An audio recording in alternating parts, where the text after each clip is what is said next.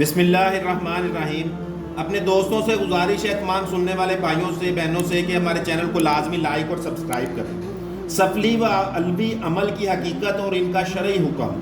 سفلی عمل میں شیاطین سے استعانت ہوتی ہے۔ سفلی عمل تو اپنی ہی حقیقت کے بعض اعتبار سے گناہ ہے۔ وہ نیت کیسی ہی اچھی ہو اور نفع کی نیت سے حرام عمل جائز نہیں ہوتا۔ بعض لوگ جو یہ خیال کرتے ہیں کہ اگر نیت اچھی ہو اور کسی کو نفع ہو تو سفلی عمل بھی جائز ہے جس میں شیاطین سے استعانت ہوتی ہے، یہ خیال بالکل غلط ہے۔ اور علوی عمل یعنی اسماء الہیہ قرآن وغیرہ سے عمل کرنا بھی مطلقاً جائز نہیں۔ اگر کوئی عمل پڑھے تو اس کو دیکھنا چاہیے کہ اس کی نیت کیا ہے۔ اگر جائز کام کے واسطے پڑھے تو جائز ہے، جیسے حلال نوکری کے واسطے پڑھے، یا کوئی شخص مقروض ہو اور وہ ادائے قرض کے واسطے عمل پڑھے۔